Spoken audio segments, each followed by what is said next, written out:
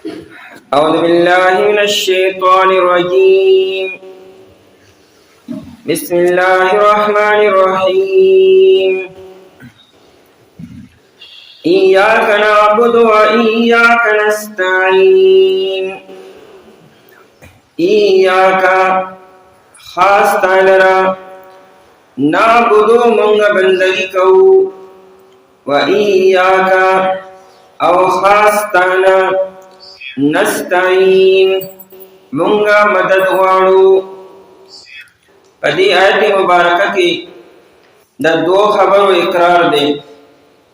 چې بندگی دا به مونږه صرف او صرف د الله تعالی کو او مدد به مونږه صرف او صرف د الله تعالی نه غواړو. د ابو هريره رضی الله عنه په روایت کې دی چې دا سوره فاتحه نیمه د الله تعالی لپاره ده او نیمه د بنده لپاره. د دې آیت مخکې درې آیتونه لیکل د الله تعالی د توحید او د الله تعالی د صفات ذکر دي او ایاک نعبد چې عبادت په موږ صرف او صرف د الله تعالی کو نو دا د الله تعالی د پاره شو او د ایاک نستعين تر اخره پورې دا د بنده لپاره دی. مدد د الله تعالی نه غواړو، الله تعالی به زموږ مدد کی. موږ هدایت الله نه طلب کو، هدایت الله تعالی موږ تراکی. نو په دا روایت کې دی چې هاذا بیني و بین عبدی نصفین ولعبدی ما سأل. هدایت زما و زما د بنده په میانځ کې نیم نیم دی. دی و زما بندگی کې زبر د مدد کومه، بنده چې زما نه سوال یا بول ورکوم. عبادت صرف او صرف د الله تعالی دی. ایاک نعبد کې حصر دی، موږ به بندگی کوو صرف او صرف د الله تعالی. په دې کې رد شو په مشرکانو باندې، هغوی د الله تعالی بندګیم کی او الله تعالی سره نور پکې شریک کی. هغوی وصلات او منات او عزا وغیره وغیره شریک کولو، د الله بندگی بیم کوله او الله سره د نور چامو. مسلمانان اقرار کی چې بندگی خو موږ ستا کو، خو صرف او صرف ستا به کو، یعنی تا سره بل څوک په دې کې موږ نه شریک کو. ایاک نعبد دا ایاک کی ایا چې دی دا په عربی کې د خاصوالی د پر راځي. بیا دا ایاک د نعبدون اصل کې رستو دی، قرآن مخکې شوی دی، د ګریمر په روس سره دی کې ځان تخصیص پیدا شو. یعنی زیات تاکید دی په خاصوالی کې چې الله مونږ صرف او صرف ستا بندگی کو، یعنی ستا په عبادت او بندگی کې مونږ ذره برابر هم څوک نه شریک کو تا سره. ایاک نعبدو، نعبدو د عبادت نه دی. عبادت په عربی کې التذلل والخضوع ته ویل کېږي، عاجزي کولو، انکساری کولو. دی بنده ته په عربی کې عبد وي لتذلله، ځکه دا بندم ډېر زیات کمزور دی، دیم ډېر زیات عاجز دی. دا خو ځان له خبره چې بنده ځان ته سوایي، ولیکن دی حقیقت کې انتهایی کمزور دی. نو بنده ته بنده ځکه وي چې دی کمزور دی. عبادت تذلل او انکساری ته ویل کېږي. او په اصطلاح کې عبادت اقصى غایت التذلل والخضوع، چې انتهایی عاجزی کولو، انتهایی د عاجزۍ اظهار کولو، چې د عین لاندې درجه د عاجزۍ نی هغه درجې ته رسېدلو. غلامۍ ته بندګي نه وایي، ځکه غلام د خپل مولا ماتحت وي او د مولا خبره مني او د مولا مخې ته سر ښکته کي، او ممکن ده چې پړه کې د مولا نه خفي،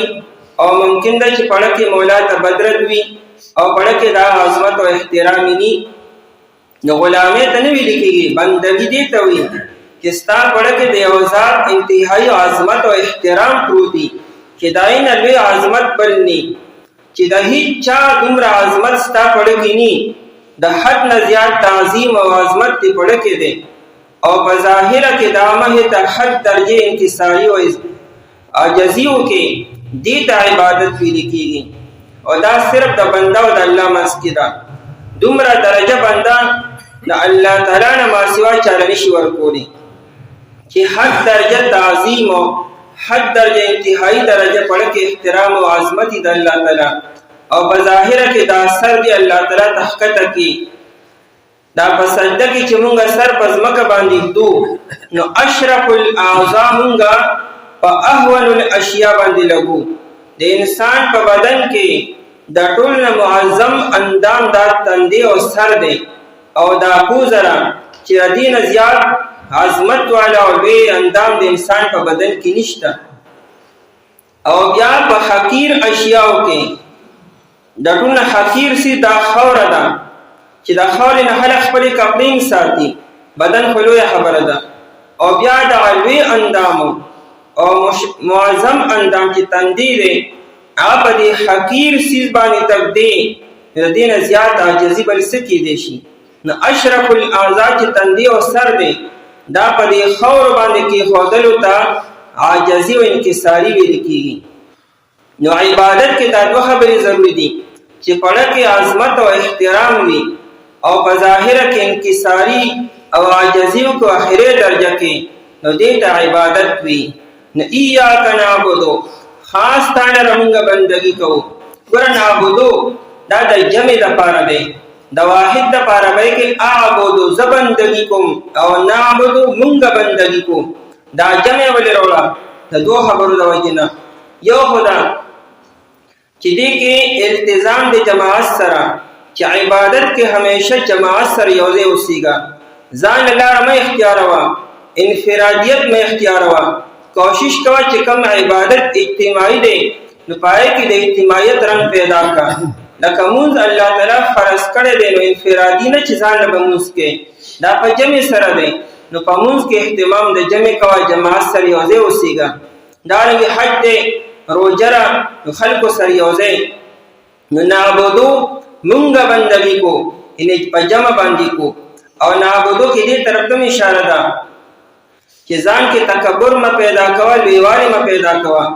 بعض اوقات د عبادت انسان کې عجب پیدا کی د ځان اړه شي کله ډېر خرواني ما اوچت روان وي نو نعبدو یې وروړو یوازې مونږه بندګي نه کو د الله ډېر مخلوق ته په بندګي کې لګیا دي نعبدو ټول خلق د الله په بندګۍ کې لګیا دي صرف موږ انسانان نه یو جنات هم دي ملائکه هم دي او دا جمادات او اشجار او دا چې څومره اشیاء او سخکاری دا ټول د الله تعالی په بندګۍ کې او په عبادت کې لګیا دي دا نور څونه به مخلوق دي دیم الله ته په سجده باندې پروتي دا هر یو مخلوق کړو کې دی او کاوت دی هر یو په خپل شان سره د الله تعالی په بندګۍ کې او په عبادت کې لګیا دي نو نعبدو یې وروړو مونږه بندګي کو په جمع سره او ځان کې تکبر رانه ولي نعبدو کې دې طرف ته اشاره ده چې مونږ سره دا کومې فرشتي دي په وګو باندې او یا د په حفاظت باندې مامور دي هغه په عبادت کې لګیا دي نعبدو کې دې طرف ته اشاره ده چې بندګي صرف د جبې نوم نه ده د ټول بدن د ظاهر او د باطن زلم الله ته متوجه کا په عبادت کې دا اندامونه الله تعالی ته متوجه کا په عبادت کې نو نعبدو من په شریک د الله بندگی کو یو اندام صرف نه متوجه کو مکمل د سر نه تر خپل پورې ظاهر او باطن تمام اندامونو چې کم په عبادت په خپل ذمہ باندې هغه موږ کو ایاک نعبدو او دا عبودیت چې ده بندواله د عبودیت پښتو کې معنا بندواله دا الله تعالی ته ډیر خوښ دی الله جل شانه د لولو پیغمبرانو ذکر کړی دی ایدا پاره عبدنا و عبادنا الفاظ راوړي دي واذكر عبادنا ابراهيم و اسماعيل و اسحاق زمون بندگان ذکر کا او لولو پیغمبران ابراهيم عليه السلام و اسماعيل عليه السلام واذكر عبدنا ايوب زمون د بنده ذکر وکړه ایوب عليه السلام دی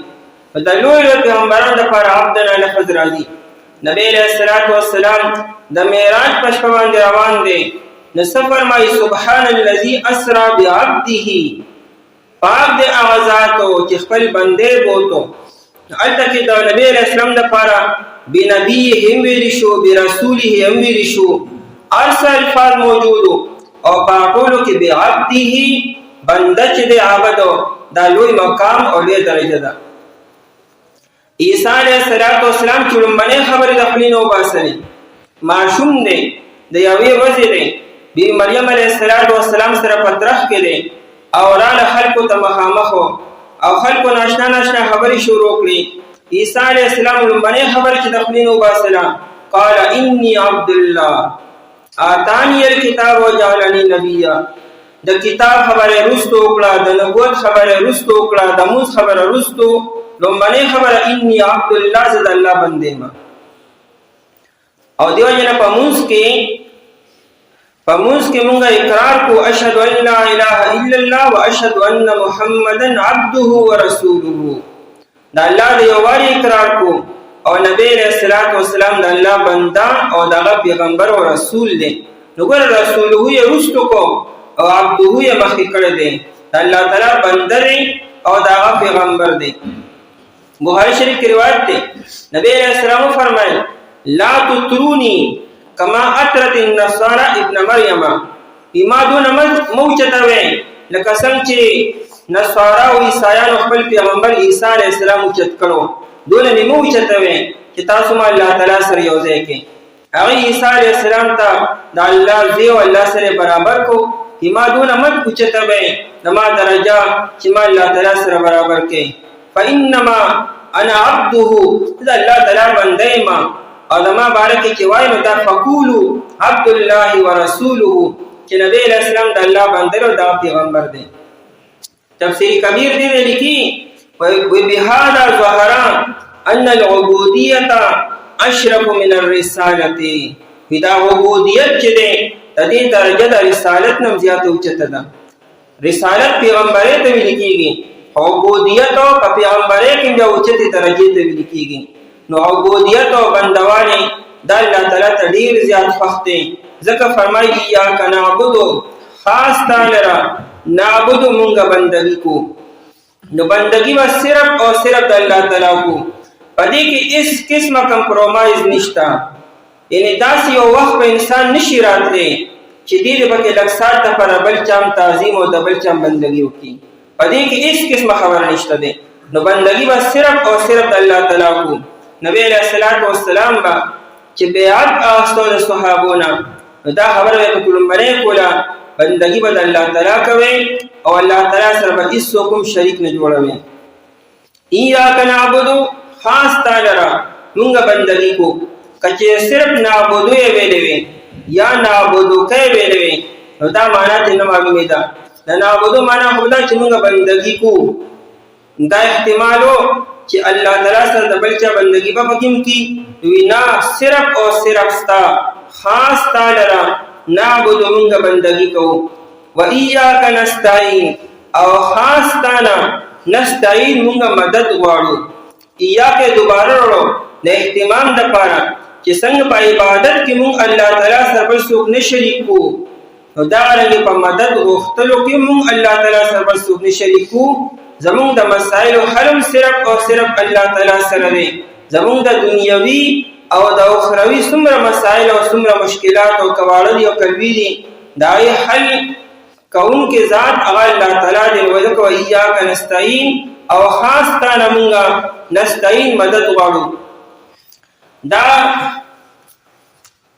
استعانت چې د مدد غوښتلو دا په نعبدو کې داخل دی دا الله نه مدد غوښتل یعنی دعاګانې کول دا عبادت دی نو دې ته ویل کېږي وی د عام نفس خاص ذکر ورو بیا تب د خاص ته په عام باندې یعنی په نعبدو کې استعانت عمره مدد غوښتل عمرانو خدا نستعين دوباره ذکر کو په تور خاص چې مدد بم صرف او صرف د الله نه غواړو بل خبردار چې نعبدو د نستعين مخکې کو کله الله تعالی مدد حاصلول غواړي او دا غواړي چې الله تعالی مدد دې اټم تاثر شامل خالي بیا عبادت کا زور ورکا نعبدو باندې عملو کا عبادت شروع کړه الله تعالی پدې سره الله تعالی ته نږدې شي او د الله تعالی مدد او نصرت په اټم تاثر شامل خالي نو دا بندگی به مخکې کو بیا نه پس به دعاګانې کو ځکه د مونږ په آخرت کې مونږ ربنا آتنا فی الدنیا حسنه وفي الاخره حسنه وقنا عذاب النار عبادت ته کو هره کې دعاګانې وړ الله تعالی به قبلي وإياک نستعین او خاص تانا نستعین مونږه مدد غواړو. استعانت په عربی کې طلب العون او طلب المعونت ته ویل کېږي، مدد غوښتلو ته. نو مدد بم صرف او صرف د الله نه غواړو، دلته کې حصر دی. دی باندې څوک دا اشکال وکړي چې موږ د یو بل نه مدد غواړو، دا موږ یو بل ته لکه اوبه راکړه او ما له دا څیز راوړه او زما دا څیز پکار دی، دا موږ د یو بل نه مددونه غواړو. حالانکه ایاک نستعین کې هو حصر پیدا شو چې صرف او صرف ستانه او خاص ستانه موږ مدد غواړو. نو خبره داره چې کوم امور عادیه دي، نو په امور عادیو کې یعنی هغه خبرې چې هغه یو عادت سره تعلق ساتي، خلک د یو بل نه غواړي او پای کې گنجائش شته دی، نه په دې کې نه داخلو.